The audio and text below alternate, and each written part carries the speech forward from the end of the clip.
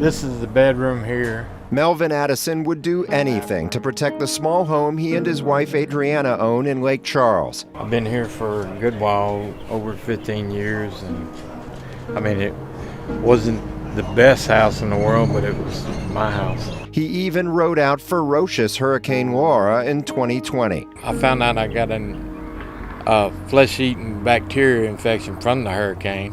You can see it took my leg and it took part of my foot, you know, and it actually got in my mouth and infected my mouth. I lost my teeth. He said he was in the hospital in New Orleans for more than a year after Laura. Then it was time to deal with insurance. I called Allstate up and said, look, I need to file a claim. They were like, well, you got some money that came in. And I was like, I don't know nothing about no money. Addison hired Lake Charles lawyer Tom Philo, but court records show a Texas law firm named McClenny, Mosley & Associates, or MMA, had already filed a lawsuit for the Addisons and negotiated a settlement with Allstate. Court records include this purported agreement by Addison to hire MMA, except it says it was for Hurricane Ida, which hit eastern Louisiana in 2021, a whole year after Laura destroyed the Addisons' house on the opposite side of the state. And look at the signature. The court later confirmed it was created by a computer. They said, well, you signed this? I didn't sign anything. They said, well, we sent you a DocuSign. And as you seen on my phone, it's a flip phone. It's a government phone. You can't sign nothing with that. And what about the $89,000 in insurance money Allstate paid for the claim? Here's the check endorsed by someone at MMA, quote, as POA, power of attorney, for Mel Addison and Adriana L. Addison. Records also show MMA planned to keep $32,000 of it for legal fees and court costs. Signed their names on it, and I don't know what happened to it. As we've already reported, the Addisons are far from alone. Court records show that MMA signed up thousands of Louisiana storm victims as clients using automated messages, had few, if any, real conversations with them, then negotiated settlements for many of them without their knowledge. It just blows my mind just to see what they've done. Hey, tell me what you guys been doing the last 4 days. But MMA bragged about what they'd done. The law firm's partner in Louisiana, William Huey, went on Facebook last August,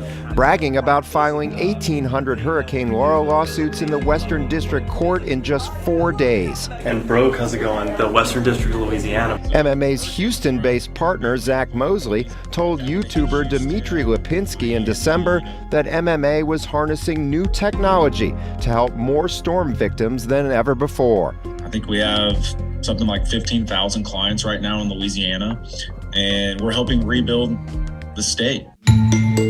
But court officials see things very differently. It created a real nightmare for us. Patrick Juneau of Lafayette managed the massive damage settlement for the BP oil spill. He was appointed by Western District Federal Judge James Kane to quickly mediate and resolve thousands of lawsuits from Hurricanes Laura and Delta. The end result of all that is we've been disposing of about 90% of the cases. Except that doesn't count the cases filed by MMA. Those are stuck now for two big reasons. The state Supreme Court suspended Huey, MMA's only Louisiana licensed attorney, and two federal courts, the Western District and the Eastern District in New Orleans, have both blocked any MMA lawyers from practicing there. I'm guessing there's about 1,500 or 1,600 cases still left to be disposed of. It's a lot of cases. We're going to try to figure a system or expedited way to bring those into the system and get these cases mediated, just like all of these other thousands that we've handled in the past 2 years. The Eastern District Court is also trying to deal with the MMA problem in the New Orleans area, affecting claims from Hurricane Ida and some from hail and windstorms too. Magistrate Judge Michael North in New Orleans issued an order accusing Huey and Mosley of running a scheme and questioning where all the money they collected has gone. Mr. Huey, did you run a scheme to take people's insurance money? Thank you. No comment, thank you. Mr. Mosley? Did MMA run a scheme like the court said? Last week, Judge Kane ordered Huey and Mosley to appear at federal court in Lake Charles, and we were there. Huey and Mosley were both called to testify. Magistrate Judge Kathleen Kay dressed them both down as they tried to explain their automated system for signing up clients. Finally, she said to Mosley, "You need to unplug your computer. No more robocalls, no more robo-messaging." Judge Kay recommended sanctioning Huey thousands of dollars for filing dozens of claims against the wrong insurance company.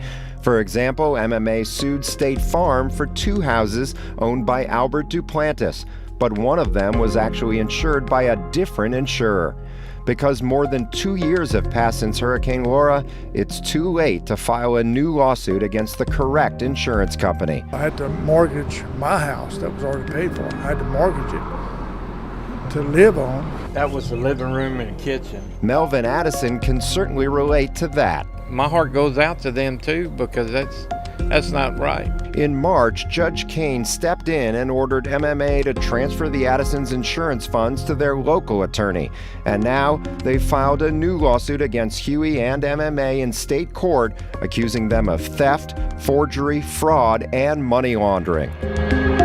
Now, finally, some good news for the Addisons. 3 years after Hurricane Laura, local attorney Tom Philo got them their insurance money, and they're now going to be able to move into this new house in Lake Charles.